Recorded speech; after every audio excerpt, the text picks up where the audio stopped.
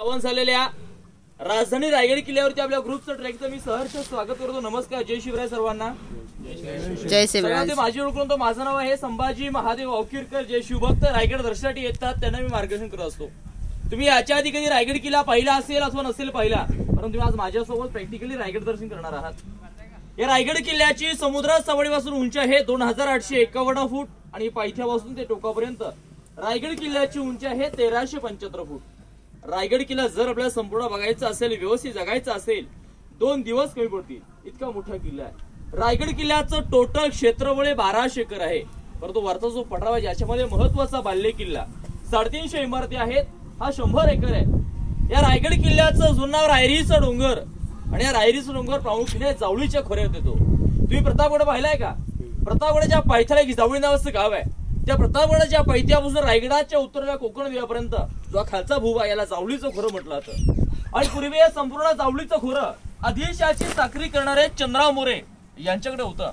छत्रपती शिवाजी महाराजांनी ही जावळी जिंकायची होती आणि महाराजांनी जावळीच्या मोराने सगळ्यात एक प्रेमाचं पत्र पाठवलं, एक खलिता पाठवला की मोरे, आपण तर दोघे मराठी आहोत, तुम्ही आपल्या स्वराज्यात सामील व्हा, आपण दोघे म्हणून हिंदवी स्वराज्य स्थापन करू, स्वराज्याचा विस्तार वाढवू।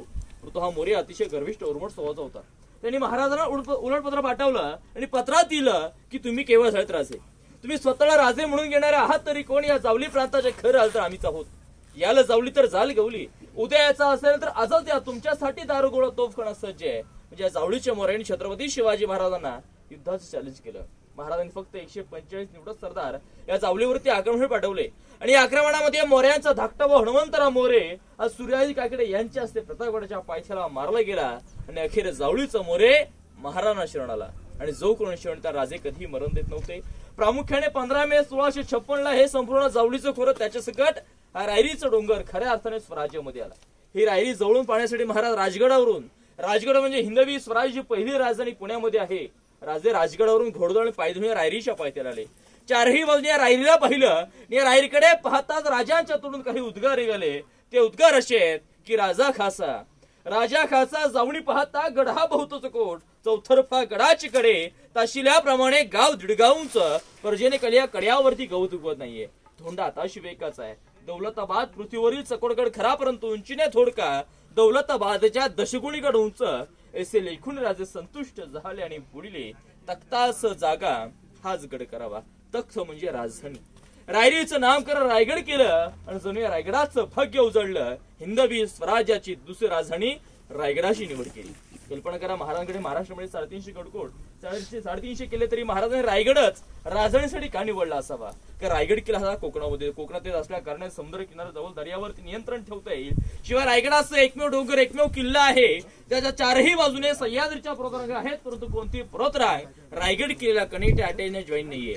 जसे कमळाचं फुल पाण्यामध्ये सेपरेट बघतात त्याप्रमाणेच रायगड किल्ला हा कमळाच्या कळीसारखा, रायगड किल्ला हा शिवलिंगासारखा स्वतंत्र डोंगर आहे, सेपरेट किल्ला आहे। रायगडाला बांधायला त्या काळामध्ये 14 वर्ष झाले। 1656 ते 1670 14 वर्षे रायगडाचं बांधकाम चालू होतं। ज्यांनी हा किल्ला बांधला त्या आर्किटेक्टचं नाव आहे सेवेचे ठाई तत्पर हिरोजी इंदळकर। हिरोजी इंदळकर त्यावेळेचे आर्किटेक्ट, त्यांनी हा रायगड किल्ला 14 वर्षात बांधला।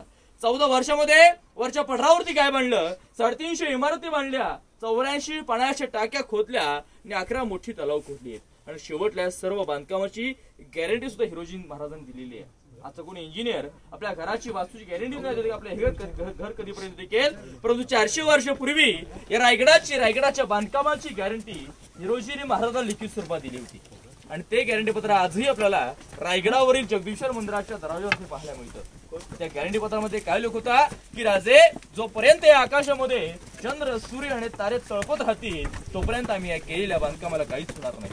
एकदा तो किल्ल्याचा महादरवाजा बंद झाला की तुमच्या आदेशा विना खाली जाईल ते फक्त पाणी आणि वरती येईल ती फक्त हवा, असं बुलंद आणि वेलात रायगडाचं बांधकाम केलं। तो रायगड पाहिला आज आपण सर्वजण या ठिकाणी आलात। खऱ्या अर्थाने जीवनात आल्या माणसाने पंढरीच्या वाऱ्या कराव्यात, 4 धाम यात्रा कराव्या। जीवनात आल्या माणसाने एकदा तरी या रायगडाची वारी केली पाहिजे, राजांच्या समाधिकानी नतमस्तक झालं पाहिजे। बघा, ज्या मार्गे आता आपण रायगडावरती जाणार आहात हा शिवकालीन मार्ग नाहीये, शिवकालीन मार्ग पुढे आहे, नंतर दाखवण्यात येईल नाणे दरवाजाचा रस्ता। त्या रस्त्याचं काम चालू असल्याकडे आता आपण या चित्र अशा रस्त्याने गडावर जाणार आहात। हा रस्ता 1974 साली इंदिरा गांधी यांच्या मार्गदर्शनाखाली बांधलेला रस्ता आहे। वरती आला तर आपली पहिली चढण लागली ना, छोटा बुरुज आहे, खूप लढा बुरुज। त्या बुरुजाच्या नावातल्या बुरुजाचा अर्थ आहे खूप लढा, अनेक लढे त्या बुरुजाने दिलेले आहेत. जो कोणी शत्रुसैनिक या ठिकाणी आले त्या सर्वात आधी युद्ध बुरुजापाशी झालेलं आहे. बुरुजाला इतिहास म्हणता येईल खूप लढा बुरुज.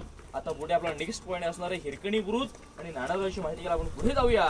बोला छत्रपती श्री शिवाजी महाराज की जय. जय भवानी, जय शिवाजी हर हर महादेव.